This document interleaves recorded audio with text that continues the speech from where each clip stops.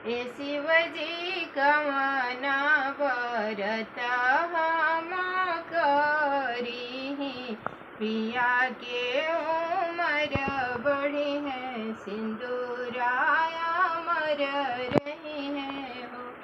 इतना वचन शिवजी सुनी ले, सुनही न पाइले हो। ए गौरा तीज के व्रत तू करहु, पिया के उमर बढ़े है, सिंदूराया मर रही है। तीज के व्रत बड़ी पावन, अति मन भावन हो।